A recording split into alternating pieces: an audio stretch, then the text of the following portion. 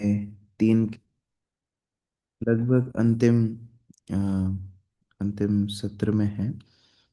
अभी भगवान ने वसुदेव और देवकी को आश्वासन तो दे ही दिया कि किस प्रकार वो उनके बहुत शुद्ध भक्त हैं, जन्मों जन्मों से उनकी सेवा करते आ रहे हैं, और ये तीसरी बार भगवान उनके पुत्र बन के आ रहे हैं। बहुत भगवान उनको आश्वासन देते हैं, उनको कृपा देते हैं, और उसके बाद गोकुल जाने का आदेश भी देते हैं। विश्लोक संख्या 46 से आगे। श्रीशुक उवाच इति उक्त्वा सिद्धरिस्तूष्णीं भगवान् आत्ममायया पितरो संपश्यतो सद्यो बहुवा प्रकृति शिशु। आशा निगम माता जी पढ़िए।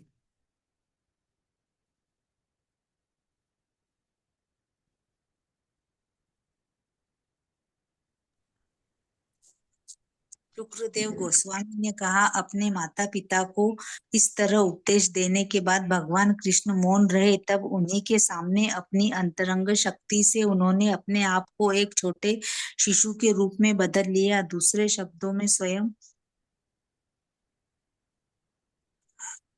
स्वयं को अपने आदि रूप में रूपांतरित कर दिया। हम्म। कृष्णस्तु भगवान स्वयं। तो भगवान पहले ही विष्णु रूप में आए। हम लोग पहले देखे किस प्रकार ये जो तथाकथित अवतार हैं, उनके साथ में पृथक होने के लिए, कि कोई भौतिक अवतार, कोई भौतिक व्यक्ति ये ना बोलने लगे कि मैं भी भगवान का अवतार हूँ। भगवान विष्णु रूप में आए, और ये याद दिलाने के लिए भी आए देवकी और वसुदेव को कि पूर्व में किस प्रकार वो उनकी संतान बन के आए थे। अभी जैसा देवकी का अनुरोध था, भगवान एकदम अपने आदि रूप में, शिशु रूप में आकर के उनको दर्शन देते हैं। अंकित निगम प्रभु।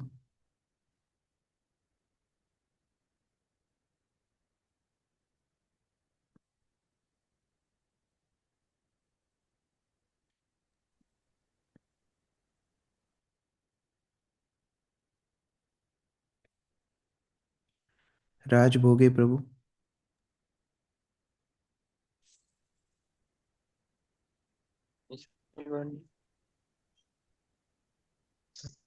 तात्पर्य, जैसा कि भगवत गीता में कहा गया है, संभवाम्यात्मया, यह भगवान जो भी करते हैं अपनी आध्यात्मिक शक्ति से करते हैं। उन पर भौतिक शक्ति से किसी प्रकार का दबाव नहीं पड़ता। भगवान तथा सामान्य जीव में यही अंतर है। वेदों का कथन है, श्वेताक्षर उपनिषद, पराशस्य शक्ति विविध विधेव श्रूयते स्वाभाविकी ज्ञान बल क्रिया च। यह स्वाभाविक है कि भगवान भौतिक गुणों के द्वारा रंजित नहीं होते, और चूंकि उनकी आध्यात्मिक शक्ति में हर वस्तु सुचारू ढंग से उपस्थित रहती है, अतएव वे जो भी इच्छा करते हैं वह तुरंत हो जाता है। भगवान प्राकृत शिशु अर्थात इस जगत के शिशु नहीं है, अपितु आत्मशक्ति से वे उस रूप में प्रकट हुए। सामान्य लोगों को परम नियंता भगवान को मनुष्य रूप में स्वीकार करने में कठिनाई हो सकती है, क्योंकि वे भूल जाते हैं कि भगवान आत्म माया अर्थात आध्यात्मिक शक्ति से कुछ भी कर सकते हैं। अविश्वासी लोग कहते हैं, परम नियंता किस तरह सामान्य व्यक्ति के रूप में अवतरित हो सकता है। ऐसी विचारधारा भौतिकवादी सोच है। श्रील जीव गोस्वामी कहते हैं कि भगवान की शक्ति को हमारे शब्दों और मन की कल्पना के परे अर्थात अचिंत्य माने बिना हम उन्हें समझ नहीं सकते। जिन्हें इसमें संदेह है कि भगवान अपने को मानव रूप में अवतरित होकर शिशु के रूप में उपस्थित कर सकते हैं, वे मूर्ख हैं, क्योंकि वे कृष्ण के शरीर को भौतिक शरीर मानकर यह सोचते हैं कि वे जन्म लेते हैं और मरते भी हैं। तो श्रीमद् भागवत के जैसे कोई तृतीय व्यक्ति ये स्कंद के सोचेगा, चौथे अध्याय। जैसे कोई व्यक्ति ये विचार करेगा कि भगवान ये नहीं कर सकते, अर्थात भगवान पूर्ण नहीं है। और जैसे ही हम लोग देखते हैं कि भगवान अलग अलग प्रकार की लीलाएं करते हैं, भक्त लोग उसमें बड़ा आनंद लेते हैं कि अच्छा, भगवान भी शिशु बन सकते हैं, अच्छा भगवान भी अपने भक्त के लिए इतनी सुंदर लीला कर सकते हैं। तो ये भक्त के लिए और आह्लाद का विषय होता है, चिंता का विषय नहीं होता। योगेश प्रभु पढ़िए। श्रीमद् भागवतम के तृतीय स्कंद के चौथे अध्याय 4.26-29 में कृष्ण द्वारा शरीर परित्याग का वर्णन मिलता है। महाराज परीक्षित ने सुखदेव गोस्वामी से पूछा, जब यदुवंश के सारे लोग का अंत हो गया तो कृष्ण ने भी अपना अंत कर लिया और उसके परिवार में एकमात्र बचा रहने वाला व्यक्ति उद्धव था। ऐसा किसी तरह संभव हुआ ऐसा किस तरह संभव हुआ?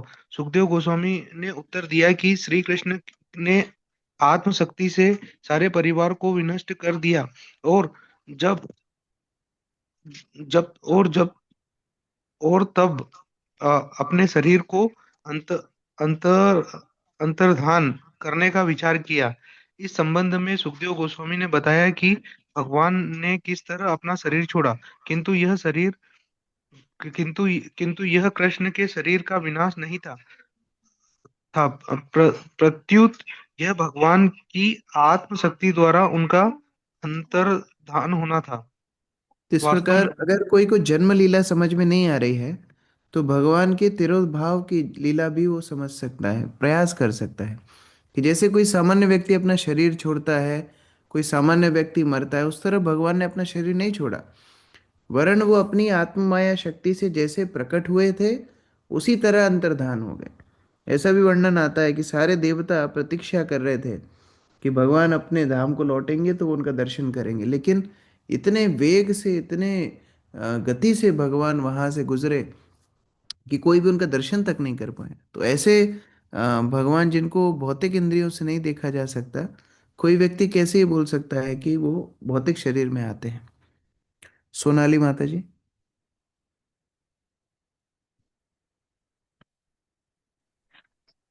वास्तव में भगवान अपने शरीर का परित्याग नहीं करते क्योंकि शाश्वत है। जिस तरह वे विष्णु रूप से सामान्य शिशु का रूप धारण कर सकते हैं, उसी तरह वे इच्छा अनुसार अपना शरीर किसी भी रूप में बदल सकते हैं। किंतु इसका अर्थ यह नहीं होता है कि वे अपने शरीर का परित्याग करते हैं। वे अपनी दिव्य शक्ति से काष्ठ या पत्थर के बने विग्रह में प्रकट हो सकते हैं। वे अपने शरीर को किसी भी वस्तु में बदल सकते हैं क्योंकि हर वस्तु उन्हीं की शक्ति है। भगवत गीता में स्पष्ट कहा गया है कि भिन्ना प्रकृति धा सारे भौतिक तत्व भगवान की भिन्न शक्तियां हैं। यदि वे अपने शरीर को अर्चा मूर्ति में परिणत कर देते हैं, जिसे हम पत्थर या काष्ठ के रूप में देखते हैं, तो भी वे कृष्ण है। इसलिए शास्त्र आगाह करता है, अर्चे विष्णु शिला धीर विष्णु नरमति है। जो व्यक्ति अर्चा विग्रह को काष्ठ या पत्थर का बना सोचता है, जो वैष्णव गुरु को सामान्य व्यक्ति मानता है या जो वैष्णव को भौतिक रूप में किसी विशेष जाति का मानता है, वह नारकी है, अर्थात नरक में वास करता है।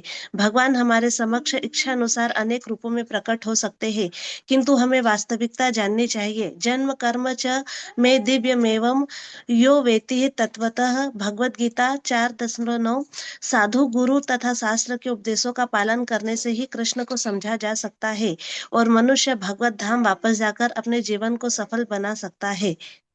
तो ये केवल भगवान की लीलाओं को भौतिक समझना, ये बहुत छोटी बात नहीं है। हमको कई बार लग सकता है प्रभुपाद बार बार इसके ऊपर क्यों जोर देते हैं कि भगवान की लीला भौतिक नहीं है, भगवान का रूप भौतिक नहीं है। क्योंकि फिर ये विचारधारा भगवान से संबंधित हर वस्तु के ऊपर हमारी जाएगी। हम भगवान के अर्चा विग्रह को भौतिक समझेंगे, हम भगवान के नाम को सामान्य समझेंगे, हम भगवान के भक्तों को सामान्य समझेंगे, हम भगवान के धाम को सामान्य समझेंगे, हम भगवान के महाप्रसाद को सामान्य समझेंगे। लेकिन ये सारी वस्तु दिव्य है। अभी हमको कुछ दिन पहले एक व्यक्ति बोल रहे थे कि प्रभु जी, हमने कहीं पर सुना कि कहीं पर भंडारे में खाना नहीं चाहिए, तो हम तो मंदिर में प्रसाद अब नहीं लेते, हमने प्रसाद लेना बंद कर दिया। हमने बोला वो बात सही है कि आपको कोई भंडारे में नहीं खाना चाहिए, लेकिन ये सिद्धांत महाप्रसाद के ऊपर लागू नहीं होता। ये कोई भोजन का वितरण नहीं चल रहा है कि जहाँ पर कोई जो दरिद्र है या जिसके पास खाने के लिए नहीं है वो आकर के भोजन कर लेगा तो उसका पेट भर जाएगा। ये महाप्रसाद भगवान का उच्चिष्ट है, भगवान के अधरामृत है। और ऐसा महाप्रसाद प्राप्त करने के लिए देवता भी लालायित होते हैं। हम लोग लीला सुनते हैं कि किस प्रकार से नारद मुनि एक बार वैकुंठ से आ रहे थे, खूब नृत्य कर रहे थे और इतना नृत्य कर रहे थे, नृत्य करते करते वो कैलाश पहुँचे। तो जब वो कैलाश पहुँचे तो भगवान शिव ने उनसे पूछा, अरे नारद मुनि, आप इतना इतने आनंद में कैसे हो? नारद मुनि बताते हैं कि मुझे आज भगवान का महाप्रसाद चखने के लिए मिला। मतलब कितना दुर्लभ है भगवान का महाप्रसाद चखना। नारद मुनि जैसे भगवान के शुद्ध भक्त नृत्य कर रहे हैं, तो भगवान शिव उनसे बोलते हैं कि अरे तुम इतने स्वार्थी हो गए, तुमको महाप्रसाद मिला, तुम अकेले खा लिए, मेरे लिए नहीं रखा कुछ, इस तरह से तुमने क्यों किया? तो भगवान शिव ने नारद मुनि का हाथ लिया और देखने लगे कि कहीं कुछ महाप्रसाद चिपका तो नहीं है। तो दो उंगली के बीच में एक छोटा सा कण चिपका हुआ था। बोले ये मिल गया। तो भगवान शिव उसको उठा करके खाने लगे। अब आप देखो, भगवान शिव और नारद मुनि कितने बड़े बड़े भगवान के भक्त हैं, कितने बड़े वैष्णव हैं। वो एक कण प्रसाद को खा के भगवान शिव भी नाचने लगे। तो जब शिव जी नाचने लगे तो फिर उनकी पत्नी पार्वती आ गई। और वो पार्वती पूछती है कि अरे आप इतना क्यों नाच रहे हो, इतना क्यों नृत्य कर रहे हो, इतने क्यों खुश हो? तो बोलते हैं कि वो नारद मुनि बैकुंठ से आए तो इतना आनंदित थे, तो मैंने पूछा क्यों आनंदित थे, तो उन्होंने बताया महाप्रसाद लिया। तो मैंने बोला मेरे लिए क्यों नहीं रखा, तो किस्मत से दो उंगली के बीच में एक दाना मिल गया, तो वो दाना लेकर के मैंने ले लिया। तो पार्वती और नाराज हो गई, बोले "तो वो स्वार्थी थे तो आप भी तो स्वार्थी हो कि आपने मेरे लिए नहीं रखा"। तो इस तरह पार्वती नाराज हो गई। और नाराज हो करके पार्वती जा करके नवद्वीप में, सीमंत द्वीप आज भी है, वहां जाके पार्वती तपस्या करती है कि हे भगवान, मैं आपकी कृपा क्यों नहीं प्राप्त कर पाई, मैं आपका प्रसाद क्यों नहीं प्राप्त कर पाई। और तब भगवान आकर के उनको दर्शन देते हैं चैतन्य महाप्रभु के रूप में। अभी भी राजापुर हम जाते हैं, सेमंत द्वीप वहाँ पर है, जहाँ माता पार्वती ने भगवान के लिए, भगवान के प्रसाद के लिए, भगवान की कृपा के लिए तपस्या की थी। तो हम ये क्यों चर्चा कर रहे हैं? भगवान से संबंधित हर वस्तु आध्यात्मिक है। कभी विचार नहीं करना चाहिए कि महाप्रसाद भौतिक है, हम इतने बड़े हैं कि हम प्रसाद नहीं लेंगे। हाँ, कभी ये विचार नहीं करना चाहिए कि भगवान के विग्रह भौतिक है। कभी ये विचार नहीं करना चाहिए भगवान के नाम, भगवान का धाम, भगवान के वैष्णव भक्त, गुरुजन, भगवान संबंधित शास्त्र, हर वस्तु आध्यात्मिक है, भौतिक रूप से दिख सकती है, लेकिन उसको कभी भौतिक मानना नहीं चाहिए। श्लोक संख्या 47। ततश्च शौरेर्भगवत्प्रचोदिता सुतं समादाय ससूतिका गृहात् यदा बहिर्गन्तुमियेष तर्हि जा या योगमाया जनिनन्दजायया। गरिमा माता जी। हरे कृष्णा प्रभु जी मुझे ना खांसी बहुत है, मेरे को बोलने से खांसी आई, क्षमा कीजिएगा, मैं नहीं ओके पढ़ ओके। पाऊंगी। देवेंद्र प्रभु। हरे कृष्णा। तत्- तत्पश्चात भगवान की प्रेरणा से जब वसुदेव नवजात शिशु को सूतिका ग्रह से ले जाने वाले थे, तो बिल्कुल उसी क्षण भगवान की आध्यात्मिक शक्ति योग माया ने महाराज नंद की पत्नी की पुत्री के रूप में जन्म लिया। तो यहाँ पर तात्पर्य। वसुदेव भगवान के आदेश अनुसार भगवान को गोकुल ले जाने के लिए तैयारी करते हैं। और वहाँ गोकुल में नंद महाराज के घर में यशोदा के गर्भ से ये योग माया शक्ति भगवान की पुत्री रूप में जन्म लेती है। ये हमने पहले पढ़ चुके, किस प्रकार भगवान अपनी योग माया शक्ति को आदेश देते हैं कि आप मेरी बहन बन के जन्म लेना और आपकी कैसे कलयुग में पूजा होगी। राकेश प्रभु। हरे कृष्णा प्रभु जी। श्रील विश्वनाथ चक्रवर्ती ठाकुर कहते हैं कि भगवान श्री कृष्ण एक ही समय देवकी के पुत्र तथा यशोदा के पुत्र के रूप में आध्यात्मिक शक्ति योग माया के साथ प्रकट हुए।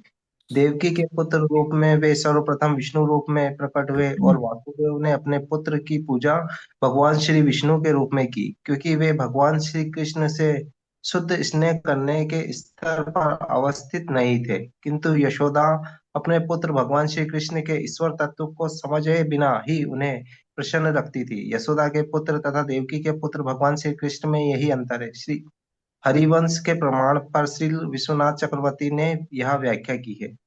हम्म। तो ये बहुत सारे आचार्यों ने ये वर्णन किया है। जो लोग, जो भक्त लोग पहली बार ये सिद्धांत सुन रहे हैं, बहुत सारे आचार्य और आज भी ब्रजवासीगण यही सिद्धांत को मानते हैं। और हरिवंश इत्यादि जो पुराण हैं, जो स्वयं वेद व्यास ने लिखे हैं, उधर भी ये वर्णन विस्तृत आता है।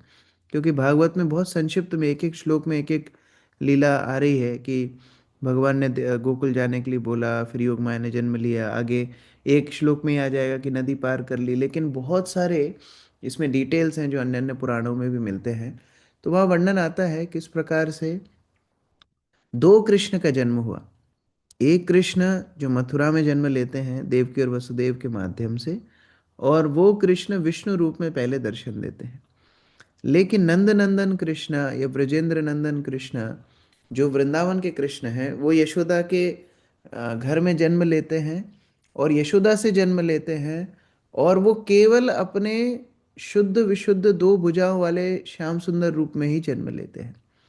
क्योंकि भगवान का एक वचन है कि व्रज को छोड़ करके वो कभी नहीं जाते, वृंदावन को छोड़ के वो एक पग भी बाहर नहीं जाते। तो वो जन्म वृंदावन में लेते हैं, और उसके बाद में जब अक्रूर भगवान को व्रज से लेने के लिए आते हैं, तो केवल भगवान का विष्णु रूप व्रज से बाहर जाता है। नंदनंदन कृष्ण रूप केवल व्रज में ही रहते हैं, वो व्रज के बाहर कभी जाते नहीं हैं। और इसके प्रमाण कहीं भागवत में भी हैं। जैसे भागवत में आगे आएगा, जब नंद महाराज नंदोत्सव बनाएंगे, तो वहाँ पर सुखदेव गोस्वामी बोलते हैं कि नंद महाराज इतने प्रसन्न इसलिए हैं कि वो उनका आत्मज है, वो उनके उनका स्वयं का पुत्र है, वो दूसरे का पुत्र नहीं है, आत्मज है। और जब भगवान का जन्म होता है तो नंद महाराज जात संस्कार करते हैं। जात संस्कार अर्थात जो नाल छेदन होता है वो संस्कार करते हैं, और यही संस्कार वसुदेव ने भी कारागृह में किया। तो दोनों ने जात संस्कार कैसे किया? क्योंकि दोनों जगह पर भगवान ने अलग अलग जन्म लिया, और दोनों रस का भी भेद है। जो मथुरा के कृष्ण हैं वो विष्णु रूप है, लेकिन जो वृंदावन के कृष्ण हैं वो दो भुजाओं वाले श्याम सुंदर रूप है। तो जो भक्त पहली बार सुन रहे हैं, जस्ट इतना हमको समझना है कि ये रस में अलग अलग भेद होने के कारण भगवान अलग अलग जन्म लेते हैं, और ये भगवान के लिए संभव है। भगवान कितने ही अवतार ले सकते हैं, कितने ही जगह पर प्रकट हो सकते हैं, इसके लिए हमको विरोधाभास नहीं होना चाहिए। लेकिन हम सामान्यतः जो सुनते हैं कि भगवान ने मथुरा में जन्म लिया, कंस का वध किया, ये सारी लीलाएं भगवान के विष्णु रूप करते हैं। 48 49 तया हृता प्रत्यय सर्ववृत्तिषु द्वास्थेषु पौरुषपि सहितेष्वथा द्वारश्च सर्वापि हिता दुरत्यया बृहत्कपाटयस किल शृङ्खलै ता कृष्णवाहे वसुदेवागते स्वयं व्यवर्यन्त यथा तमोरवे ववर्ष पर्जन्य उपांशु गर्जिता शेषोन्वागात् वारि निर्वारेण फानिः फणैः।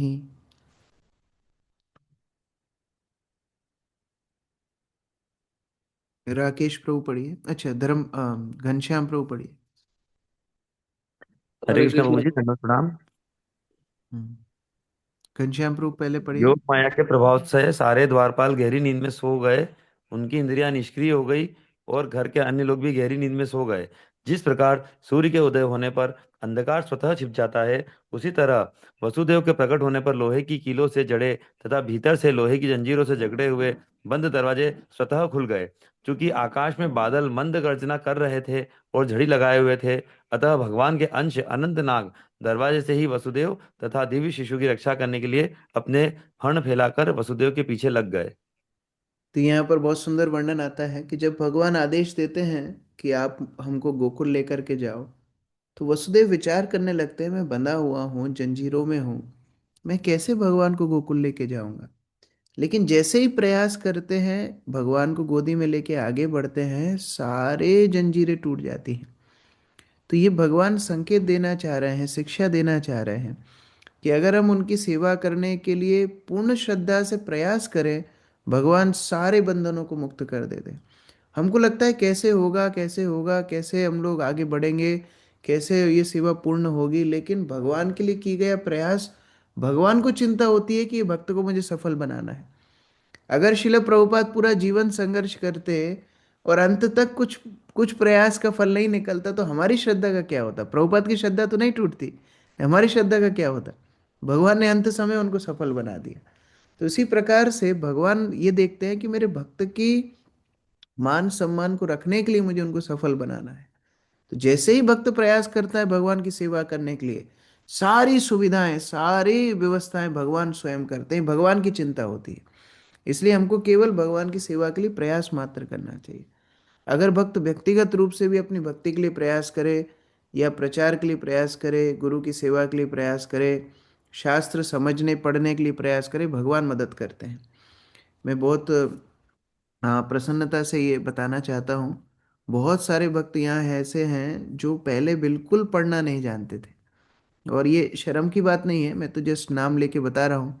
जैसे किरण माता जी हैं, रानू माता जी हैं, प्रतिभा माता जी हैं, बहुत सारी माता जी ऐसी हैं जो पहले बिल्कुल पढ़ने का उनका अभ्यास नहीं था। मधु माता जी की भी आंखों में समस्या है, और सॉरी, माधुरी राधा माता जी की भी आंखों में समस्या है। बहुत सारे, मैं कुछ नाम ले रहा हूँ, बहुत सारे भक्त ऐसे हैं जो पढ़ने का बिल्कुल अभ्यास नहीं था।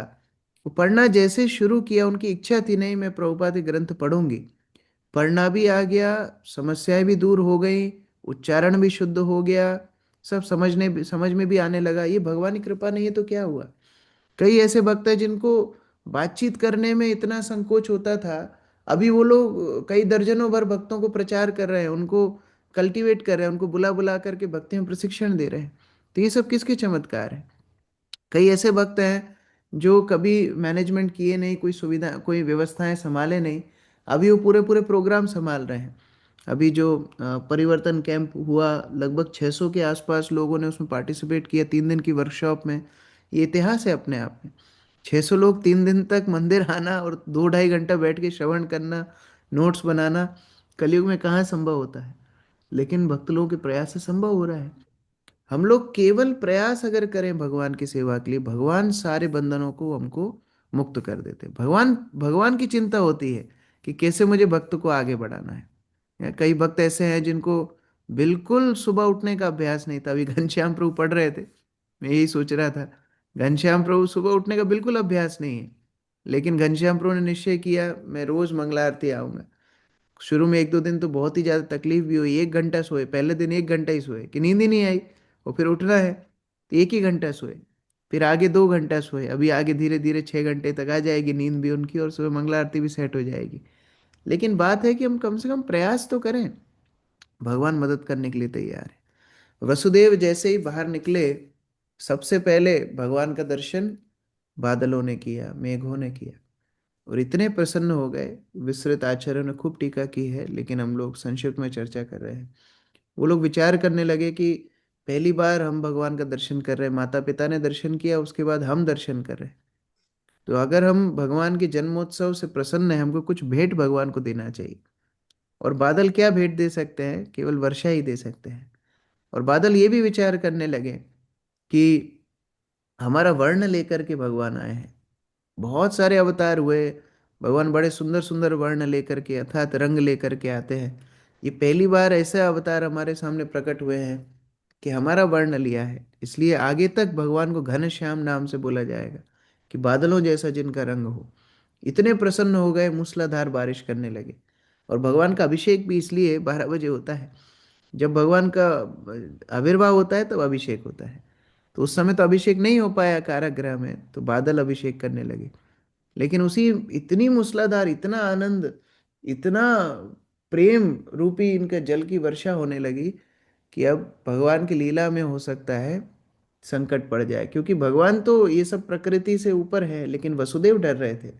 तो उसी समय पर अनंत शेष पीछे से आते हैं, वसुदेव को नहीं दिखते हैं, लेकिन अनंत शेष पीछे से आकर के और वसुदेव और भगवान के ऊपर छाया फैला देते हैं, छाते के रूप से सेवा करते हैं। तो आसपास में बारिश हो रही है, लेकिन वो बारिश में भगवान और वसुदेव गीले नहीं हो रहे हैं।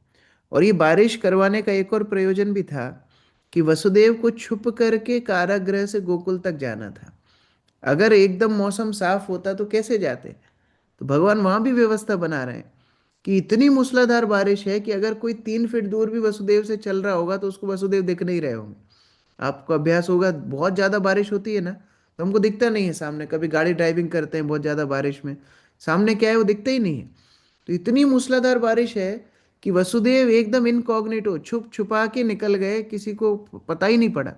नहीं तो इतने कारागृह के आसपास इतने लोग होंगे, सिपाही होंगे, अंदर के सिपाही भगवान ने सुला दिए, लेकिन बाहर की पूरी मथुरा नगरी थोड़ी सुलाई थी। तो हो सकता है कोई देख लेता, फिर वसुदेव पकड़े हो जाते। वहां भी भगवान व्यवस्था कर रहे हैं। तो कितना विश्वास है भक्त को, मैं भगवान की सेवा करूंगा, भगवान हर तरह से मुझे मदद करेंगे। ये विश्वास हर भक्त को होना चाहिए। तो इस प्रकार से भगवान को लेकर के वसुदेव कारागृह से बाहर निकले। धर्मपाल प्रभु। हरे कृष्णा प्रभु जी, दंडोत प्रणाम। तात्पर्य, शेषनाग भगवान के अंश है और उनका काम है सारे साज सामान के साथ भगवान की सेवा करना।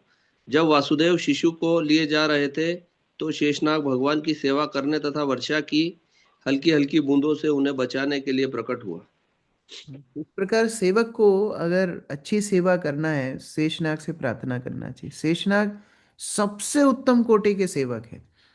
वो भगवान की हर सेवा के लिए तत्पर हो जाते हैं। जो सेवा जहां जब लगेगी तुरंत प्रकट हो जाएंगे। और उत्तम कोटि का सेवक कौन है? जो बिना मांगे सेवा करे। ऐसा नहीं उसको बुलाना पड़े, फोन लगाना पड़े, 5 बार फॉलोअप लेना पड़े, वो उत्तम कोटि का सेवक नहीं है। किंकर शब्द, सेवक शब्द को संस्कृत में बोलते हैं किंकर। और किंकर शब्द आता है किम करोति अहम, मैं क्या करूं। ये प्रश्न हमेशा सेवक के मुख पे होना चाहिए। इसका मतलब ये नहीं कि पुरानी सेवा कंप्लीट नहीं करे और नई नई सेवा मांगता रहे, ऐसा नहीं। वो पुरानी सेवा जो पहले से मिली है उसको इतने उत्कृष्ट रूप से कर देता है, पूर्ण कर देता है, वो अगली सेवा के लिए तैयार हो जाता है। वो बोलता है आगे मैं क्या करूं आप बताइए, आगे मैं क्या करूं आप बताइए। तो भगवान को बुलाना नहीं पड़ा कि आओ शेषनाग आओ, यहाँ पर बहुत बारिश हो रही है, पिताजी डर रहे हैं। नहीं, वो अपने आप आ गए, अपने आप छाया देने लगे। तो ये उत्तम श्रेणी के सेवक की पहचान है। मघोनि वर्षत्य सकृता यमानुजो गंभीरतो योगजवोर्मिफेनिला भयंकर भयंकवर्त शतकूलनादि मार्गम ददौ सिंधुरिव श्रियापते।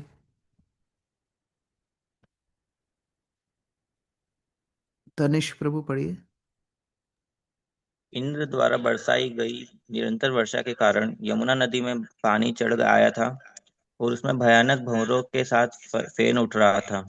किंतु जिस तरह पूर्व काल में हिंद महासागर ने भगवान रामचंद्र को सेतु बनाने की अनुमति देकर रास्ता प्रदान किया था, उसी तरह यमुना नदी ने वसुदेव को रास्ता देकर उन्हें नदी पार करने दी। बहुत संक्षिप्त में बता रहे हैं किस तरह से यमुना के तट पर गए। यमुना भी बहुत प्रसन्न हो गई भगवान को देख करके। और जिस तरह भक्त के हृदय में प्रेम का उफान आता है, यमुना के जल में उफान आने लगा। वसुदेव पार करने का प्रयास करते हैं, लेकिन डर जाते हैं कि ये शिशु को लेके मैं कैसे पार करूं। अभी तो खैर हम लोग जो झांकी वगैरह लगाते हैं या सीरियल भी देखते हैं तो दिखाते हैं कि एक टोकरी में लेके और वसुदेव जा रहे थे। वास्तव में भागवत में ऐसा कोई मेंशन टोकरी का नहीं है। ऐसा जरूर आचार्य जीव गोस्वामी बताते हैं कि लाल कपड़े में बांध के भगवान को हाथ में ही लेके जा रहे थे। तो एक छोटा सा शिशु हाथ में है, उसको लेके कैसे नदी में तैरेंगे, कैसे लेकर के जाएंगे। बहुत बहुत भगवान के प्रति वात्सल्य भाव वसुदेव का जागृत हो गया। भगवान के भक्त ये नहीं सोचते कि भगवान मेरी सुरक्षा करे। हम लोग पहले भी चर्चा कर रहे थे, वो ये सोचते मैं भगवान की सुरक्षा कैसे करूंगा, मैं भगवान को कैसे कष्ट नहीं आने दूंगा, मैं भगवान को कैसे सुख दूंगा। ये दास का भाव है। तो वसुदेव सोच रहे हैं मैं कैसे इनको लेके जाऊं, ये इतना। तभी देखते हैं एक सियार वो नदी में तैरता हुआ जा रहा है। तो विचार करने लगे अगर एक सियार पार कर सकता है तो मैं भी पार कर सकता हूँ। तो ये सोच करके वसुदेव नदी में प्रवेश करते हैं। और जैसे ही नदी में प्रवेश करते हैं, भगवान अपने चरणों को थोड़ा नीचे करते हैं, यमुना उनका स्पर्श करती है और एकदम यहाँ पर उदाहरण दे रहे हैं जैसे भगवान रामचंद्र सेतु बना दिए समुद्र के ऊपर। अकल्पनीय है कि क्या सेतु भी मार्ग दे सकता है। उसी प्रकार से यमुना के समुद्र जैसे विशाल काय जल ने वसुदेव को मार्ग दे दिया। एकदम घुटनों घुटनों तक पानी आ गया और वसुदेव ने बड़ी सहजता से उस नदी को पार कर दिया। आपको याद होगा जब देवताओं की हम प्रार्थना पढ़ रहे थे, वहां पर देवतागण प्रार्थना कर रहे थे भगवान आपके चरण कमलों का जो आश्रय लेता है, भव सागर उसके लिए ऐसा घट जाता है जैसे बछड़े के खुर से बना हुआ निशान में जल भरा हो, उस तरह पार कर जाता है। तो वसुदेव के लिए ये पार करना बड़ा सहज हो गया। वो तो स्वयं भगवान को लेकर के जा रहे थे। नंद व्रजम शौरिरुपेत्य तत्र तान् गोपान् प्रसुप्तान् उपलभ्य निन्द्रया सुतं यशोदा शयने निधाय तत् सुताम् उपादाय पुनर्गृहानगात्। सोहम सिंह प्रभु पढ़िए।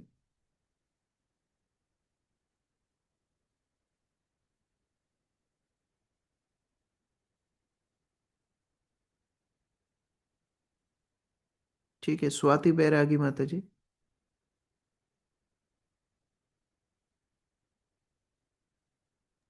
जब हरे कृष्ण प्रभु जी, दंडवत प्रणाम। ह- जब वासुदेव नंद महाराज के घर पहुंचे तो देखा कि सारे गवाले गहरी नींद में सो गए हुए थे। उन्होंने अपने पुत्र को यशोदा के पलंग में रख दिया। उसकी पुत्री को, जो योग माया की अंश थी, उठाया और अपने घर कंस के बंदी गृह वापस लौट आए। कितना रिस्की काम था। ठीक है, यहाँ से छूटे, कारागृह से छूटे, लेकर के गए, नदी पार की, हर जगह रिस्क है। और दूसरे के घर में प्रवेश कर रहे हैं, कोई वहां जागा होता और बच्चे को चोरी करते हुए देख लेता, वसुदेव की क्या हालत होती। और ऐसा नहीं वसुदेव को कोई जानता नहीं था, सभी वसुदेव को जानते थे। कितनी थू थू होती, कितनी जगत हंसाई होती, लेकिन कोई चिंता नहीं है। भगवान की सेवा के लिए हर चीज स्वीकार करने के लिए वसुदेव तैयार है। कितनी एकनिष्ठ सेवा भाव होगा। और ऐसे ही भक्तों को भगवान अपने पिता माता बनाते हैं, हर किसी को नहीं सेवा देते हैं। भगवान किसी से सेवा स्वीकार कर रहे हैं, मतलब उनके हृदय में कितनी निष्ठा, कितना प्रेम भगवान के प्रति होगा। और यहाँ पर वसुदेव लेकर के गए। यहाँ भी भगवान ने पहले से अरेंजमेंट कर दिया। नंद महाराज के घर में सब कुछ सुलाह करके रखा था। वसुदेव आए, वसुदेव आ करके भगवान को यशोदा के बगल में लिटा देते हैं। और दोनों पुत्र तो थे ही, एक पुत्र यशोदा के गर्भ से जन्म लिया और एक वसुदेव, दोनों एक बन गए। दोनों कृष्ण एक साथ मर्ज होकर के एक पुत्र बन गए। और यहाँ योग माया को उठा करके वसुदेव वापस जाने लगे। कितना कष्ट होगा। कुछ ही क्षणों के लिए, कुछ मुहूर्त मात्र के लिए वसुदेव को भगवान का सानिध्य मिला। इतनी तपस्या, इतने कष्ट, कारागृह में रहे, 6 पुत्रों को मरते हुए देखा, अपने हाथ से कंस को सौंपने गए, इतना सब सहन करके कितना सा संग मिला। बहुत कुछ पलों का, कुछ क्षणों का संग मिला। और वो भी इतनी सारी आपत्तियों से घिरा हुआ कि जहां पर बच बचा के, छुप छुपा के उनको कृष्ण को गोकुल पहुंचाना था।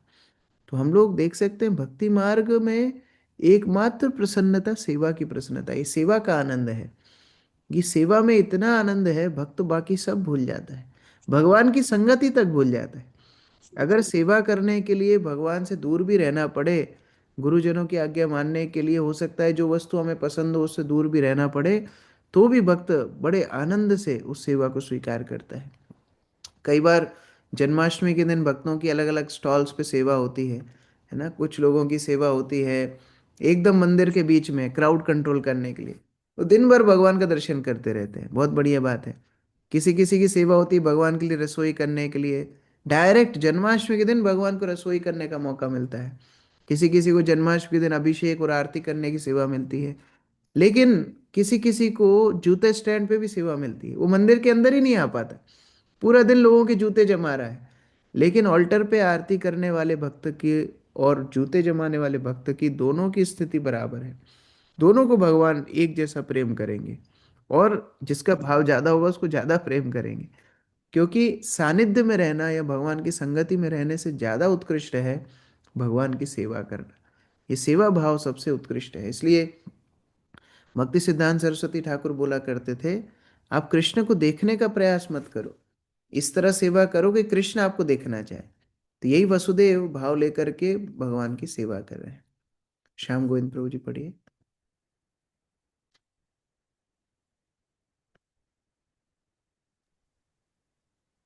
वसुदेव जानते थे कि जो ही पुत्री कंस के बंदीगृह में पहुंचेगी वह तुरंत उसे मार डालेगा, किंतु अपने पुत्र की रक्षा करने के लिए उन्हें अपने मित्र की संतान का वध करना पड़ा।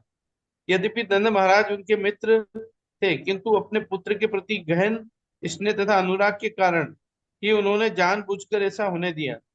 श्री विश्वनाथ चक्रवर्ती ठाकुर कहते हैं कि किसी अन्य के बालक की बलि देकर अपने बच्चे की रक्षा करने के लिए किसी को दोषी नहीं ठहराया जा सकता।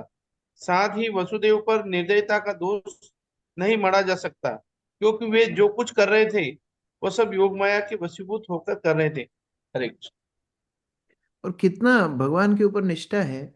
एक छोटी सी नवजात लड़की को लेकर के जा रहे हैं, उनको पता है वहां पर जाकर के हो सकता है इसका वध हो जाए, लेकिन भगवान की सेवा के लिए सारे धर्म, सर्वधर्मान परित्यज्य मामेकम शरणम व्रज, सब चीजों को छोड़ दिया।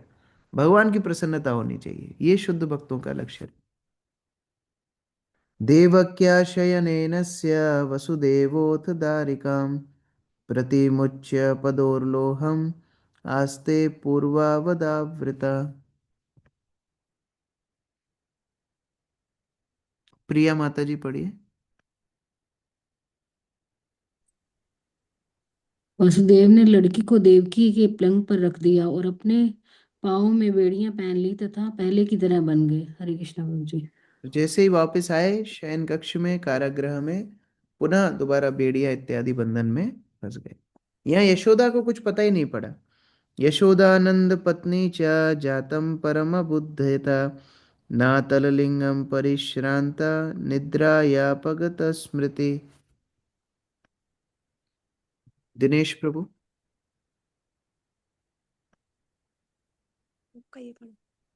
नंद महाराज तथा वसुदेव घनिष्ठ मित्र थे तथा उनकी पत्नियां यशोदा तथा देवकी भी घनिष्ठ मित्र थी। यद्यपि उनके नाम भिन्न थे किंतु पहले एक ऊपर तरह से ऊपर वे पढ़ लीजिए, अभिन्न थी। अनुवाद पढ़ लीजिए पहले। शिशु जन्य की पीड़ा। करने की पीड़ा से थककर यशोदा नींद के वशीभूत हो गई और यह नहीं समझ पाई कि उन्हें लड़का हुआ है या लड़की हुई है। तो तात्पर्य इतना यह है इतना थक नंद गई महाराज थी, इतना थक गई थी कि वो निर्णय ही नहीं कर पाए कि ये पुत्र है कि पुत्री है। और ये विचार से यशोदा नींद में थी, उसी बीच में ये काम हो गया। वसुदेव आकर के लड़की को लेकर के चले गए। यस। प्रिय पांचाल माता जी नंद आप पढ़िए। महाराज तथा वसुदेव नंद महाराज तथा वसुदेव घनिष्ठ मित्र थे तथा उनकी पत्नियां यशोदा तथा देवकी भी घनिष्ठ मित्र थी। यद्यपि उनके नाम भिन्न थे किंतु एक तरह से वे अभिन्न थी। अंतर था तो इतना कि देवकी जानती थी कि भगवान उनसे जन्म है और अब कृष्ण बन गए हैं, किंतु यशोदा को यह भी पता नहीं था कि उसे लड़का हुआ है या लड़की। यशोदा इतनी महान भक्त थी कि उन्होंने कृष्ण को कभी भगवान करके माना ही नहीं। वे तो उन्हें अपने पुत्र की तरह प्यार करती रही, किंतु देवकी शुरू से ही जानती रही कि कृष्ण कहने को तो उनके पुत्र हैं किंतु हैं भगवान। वृंदावन में कृष्ण को कोई भी व्यक्ति भगवान नहीं मानता था। जब कृष्ण कोई अनहोनी घटना कर बैठते तो वृंदावन के सारे वासी, ग्वाले, ग्वालबाल, नंद महाराज, यशोदा इत्यादि आश्चर्यचकित होते, किंतु उन्होंने अपने पुत्र को कभी भी भगवान नहीं माना। कभी कभी वे कहते कि कृष्ण रूप में कोई बड़ा देवता प्रकट हुआ है। भक्ति की ऐसी चरमावस्था में भक्त कृष्ण के पद को भूल जाता है और भगवान के पद को समझे बिना उसे प्रगाढ़ प्रेम करता है। यह केवल भक्ति कहलाती है और ज्ञान तथा ज्ञानमयी भक्ति अवस्थाओं में से सर्वथा भिन्न होती है। इस तरह श्रीमद् भागवत गीता के 10वें स्कंद के अंतर्गत कृष्ण जन्म नामक तृतीय अध्याय के भक्ति वेदांत तात्पर्य पूर्ण हुए। ये भक्त का स्वभाव है। भक्त कभी भी भगवान की भगवत्ता के चलते भगवान को भगवान नहीं मानते। वो भगवान से प्रेम करते हैं, उनको फर्क नहीं पड़ता कि भगवान उनकी समस्याओं का हल करेंगे कि नहीं, उनको फर्क नहीं पड़ता कि भगवान उनको ऐश्वर्य देंगे कि नहीं। उल्टा ब्रज में अभी समस्याएं शुरू होने वाली हैं। जैसी भगवान, अगला अध्याय है कंस का आतंक।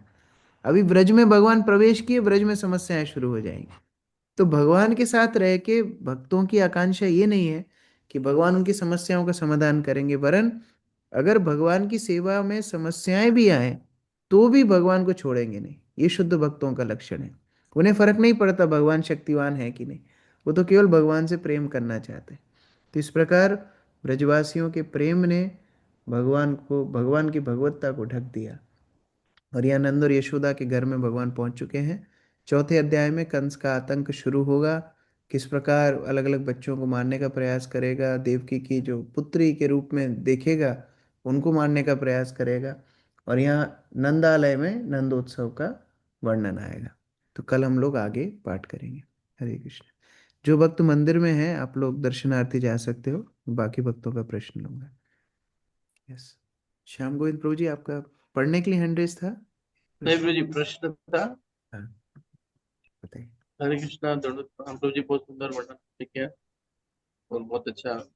मेरा प्रश्न था कि जो आपने बताया कि पार्वती जी ने जो महाप्रसाद के लिए तपस्या की, तो वो कुछ विमला देवी का भी कुछ इस तरह से इतिहास है जो जगन्नाथपुरी में। हाँ हाँ, वहां भी जी उसी जी तरह है। वो लीला का भी एक ही इतिहास है कि फिर वहां पर भगवान प्रसन्न होकर उनको आशीर्वाद देते हैं कि अब से मेरा महाप्रसाद आपको सबसे पहले मिलेगा।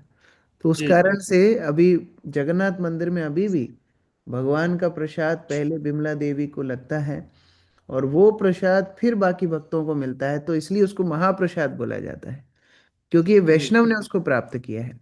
और हमारे मंदिर में भी हम लोग महाप्रसाद क्यों बोलते हैं, क्योंकि आप तो भोग लगाते हैं, आपको तो मालूम है कैसे भगवान के भोग के बाद फिर हम गुरुजनों को, प्रभुपाद को, उसके बाद षड गोस्वामी गण को, सर्व पार्षदों को, इनको भोग लगा भगवान का प्रसाद देते हैं।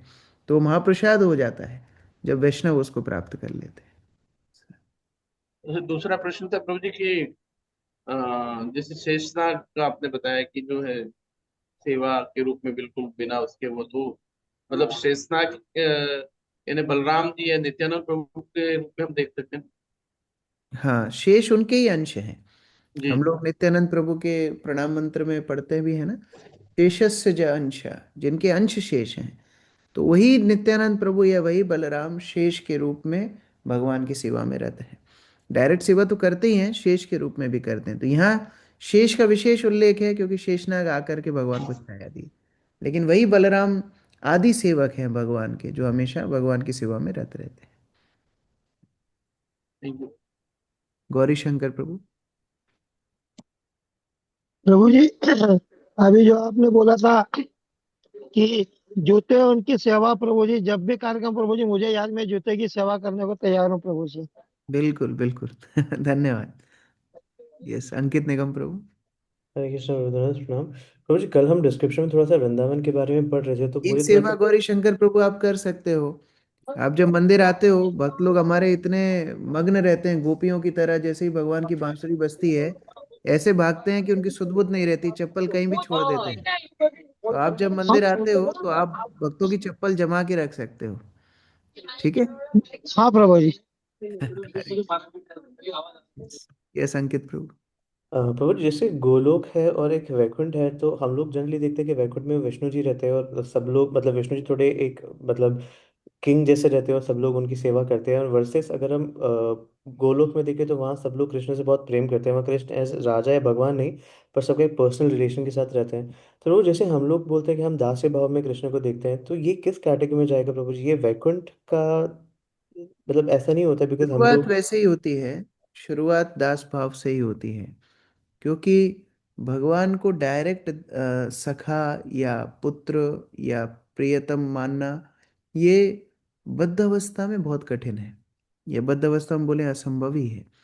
तो इसलिए हम भगवान को दास रूप से ही सेवा करते हैं। फिर भगवान के ऊपर है कि वो भक्तों को कौन सा भाव देना चाहते हैं। जैसे कोई बड़े व्यक्ति के पास हम जाएं, बड़े व्यक्ति के पास जाकर के हम तो नमस्कार करेंगे, अब उनके ऊपर है वो हमको गले से लगाएं कि वो हमको अपने साथ में सोफे पे बैठाएं या जो भी करें। इवन अगर अभी आप डॉक्टर के पास भी जाओगे, आजकल डॉक्टरों ने अपने सामने कुर्सी रखना छोड़ दिया है। पेशेंट को खड़े खड़े ही बात करते हैं, खड़े खड़े ही देख के खड़े खड़े भगा देते हैं। आप लड़ नहीं सकते डॉक्टर से, कह रहे तुमने कुर्सी क्यों नहीं रखी हमारे लिए। नहीं, आप तो सर झुका के ही जाओगे। अब वो डॉक्टर के ऊपर है आपको किस तरह वो ट्रीटमेंट देगा। उसी तरह से वैकुंठ में दास भाव है, लेकिन गोलोक वृंदावन जो सर्वोच्च लोक है आध्यात्मिक जगत का, वहाँ पर पांचों रस प्रकट हैं। और इसीलिए भक्त लोग तो दास भाव से ही भगवान को सेवा करने का प्रयास करते हैं।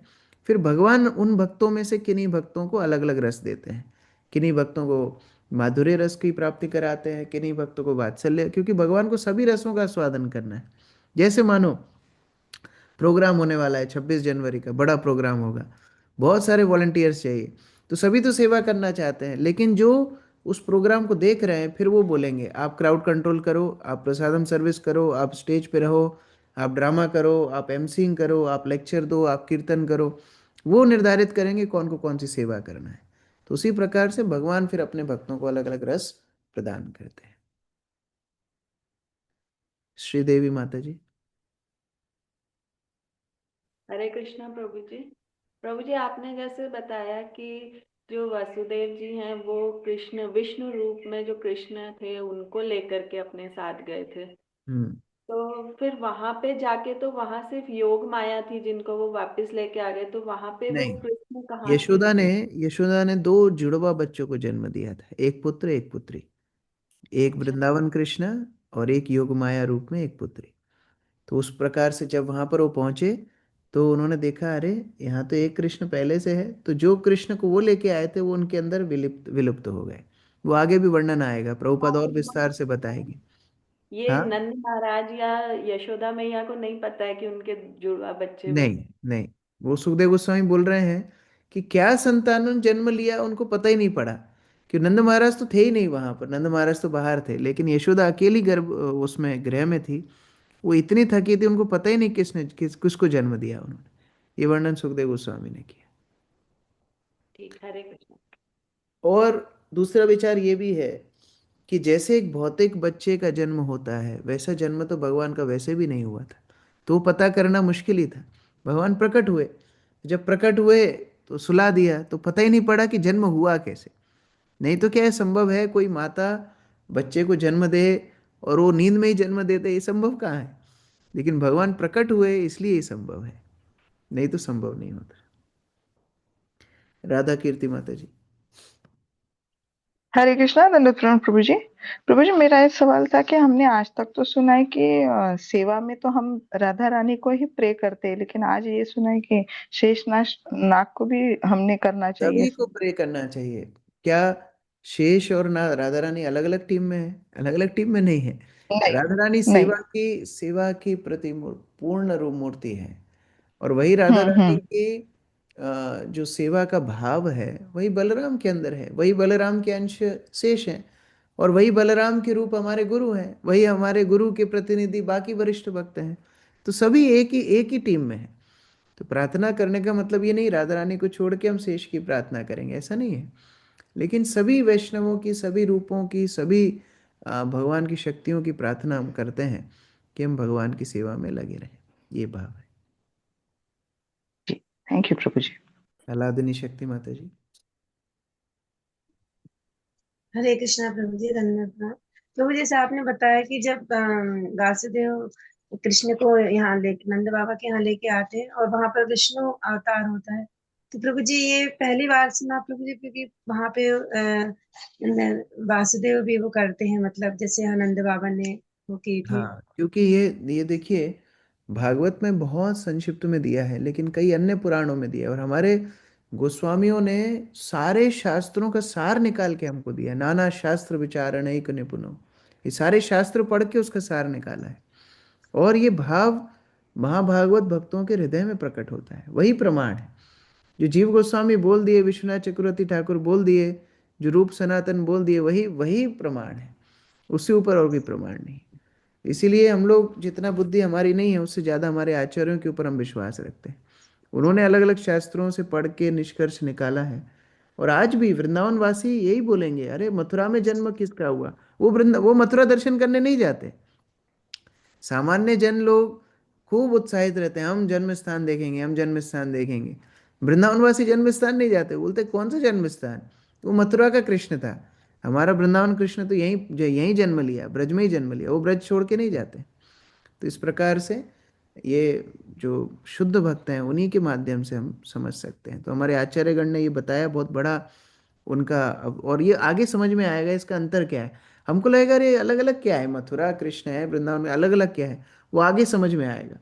और इसलिए जब भगवान मथुरा जाने की लीला करते हैं और केवल मथुरा कृष्ण जाते हैं, तो वहां बैठे बैठे वो रोते हैं। मथुरा कृष्ण रोते हैं किसके लिए? वृंदावन के स्मरण में। अगर एक ही होते तो वहां क्यों बैठ के रोते? क्योंकि वृंदावन तो वृंदावन बना भगवान से। तो अगर वही भगवान थे, वही वृंदावन भगवान थे, वही वृंदावन ब्रजेंद्र नंदन भगवान थे, तो मथुरा जाके भी उनको वैसी ही लीला करनी चाहिए थी जैसी वृंदावन में कर रहे थे। तो वो रस कहाँ विलुप्त हो गया? क्योंकि मथुरेश कृष्ण के अंदर वो रस नहीं है जो वृंदावन कृष्ण के अंदर है। और ये चैतन्य महाप्रभु प्रकाशित करते। चैतन्य महाप्रभु बोलते हैं, आराध्य भगवान ब्रजेश तनय तद धाम वृंदावनम। हमारे आराध्य कौन है? वो वृंदावन के कृष्ण है। तद धाम वृंदावनम, उनका धाम वृंदावन है। और हमारी उपासना पद्धति क्या है? रम्या काचिर उपासना ब्रज बधुर। जो ब्रज वधु अर्थात गोपियों ने जिस प्रकार भगवान को उपासना की, वो हमारी उपासना पद्धति है। श्रीमद् भागवतम पुराणम अमलम, भागवत पुराण हमारा मुख्य शास्त्र है। और प्रेम उपमार तो महान, हमारा अंतिम लक्ष्य प्रेम है। तो ये वस्तु केवल श्री चैतन्य महाप्रभु के माध्यम से हमको मिली, नहीं तो हम भी वही कंफ्यूजन में रहते और हमारे लिए कृष्ण एक अवतार बन करके रह जाते। लेकिन ये जो सर्वोच्च रस स्थिति है, वो हम लोग धीरे धीरे देखेंगे आचार्यों के माध्यम से, आगे हमको समझ में आएगी। Thank you Prabhu ji. हरे कृष्ण। किशोरी माता जी।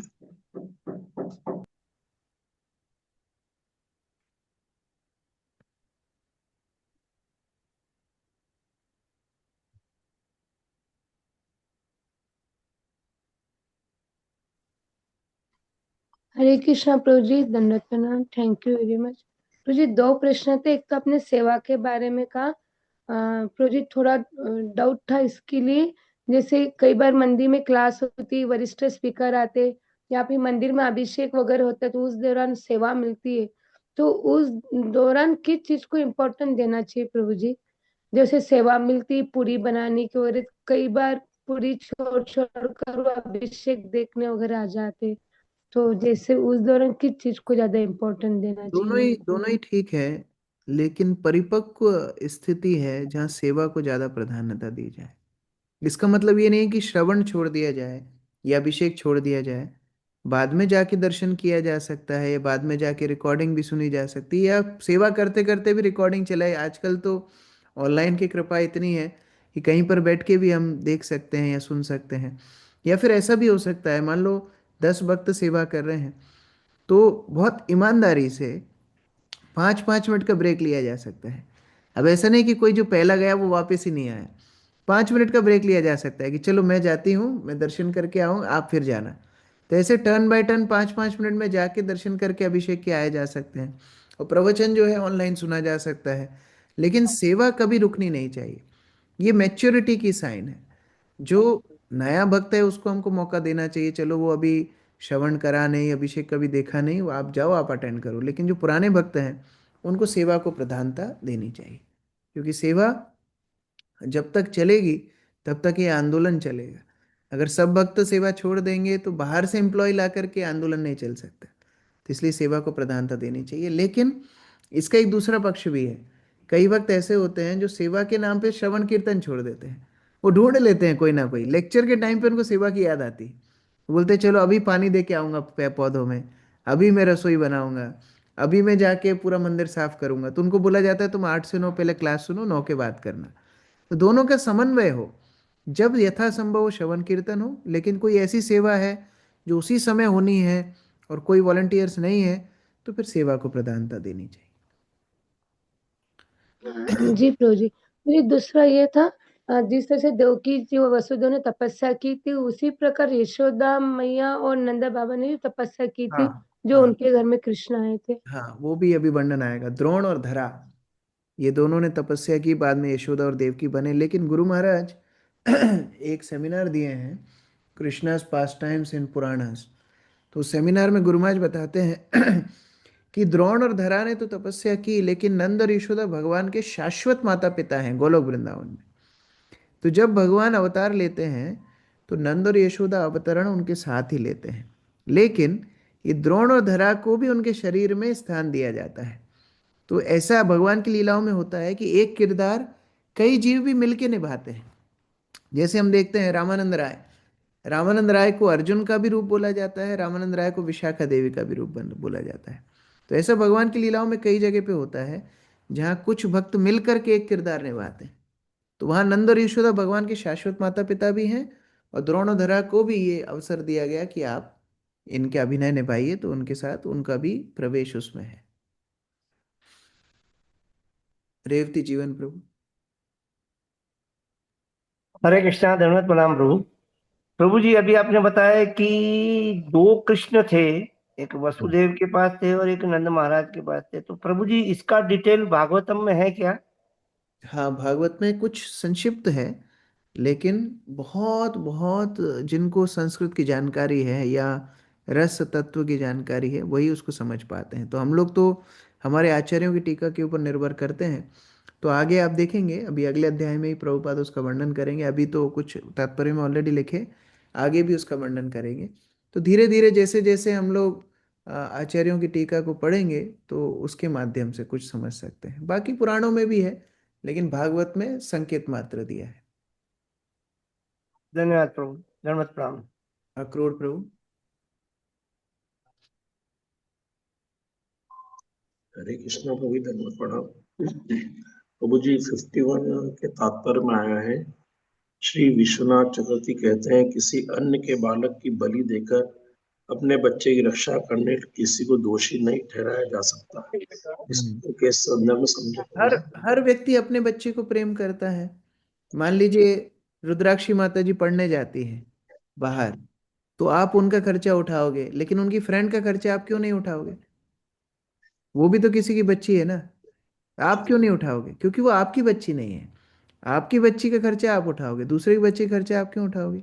उसी तरह अगर जान पे आ जाए, संकट पे आ जाए, मान लो कोई नाव डूब रही है, एक ही व्यक्ति को बचा सकते हो आप, तो आप अपनी बच्ची को बचाओगे, दूसरे को बचाओ, किसको बचाओ? उस तरह विश्वनाथ चक्रवर्ती ठाकुर बोल रहे हैं कि ये दोष नहीं है। वसुदेव का आध्यात्मिक रूप से देखें तो भगवान की लीला में समर्थन कर रहे हैं तो दोष नहीं है, और भौतिक रूप से भी देखें तो अपने बच्चे को बचाने के लिए हर हर माता पिता ज्यादा पक्षपाती होगा, तो ये बताना उसमें भी कोई दोष नहीं है। प्रभु जी, दूसरा ये था कि जैसे नित्यानंद प्रभु और जो शेषनाग के बारे में आप बता रहे थे कि भगवान का सेवक है, तो क्या लक्ष्मण जी भी उसी स्वरूप? हाँ, वो एक ही तत्व है। वो बलराम के ही रूप लक्ष्मण जी हैं, वही रूप नित्यानंद प्रभु हैं, वही रूप अलग अलग अवतारों में शेष, अनंत इत्यादि के रूप में भगवान के सेवक बनते हैं। Thank you. Hare Krishna. Prakalp Prabhu.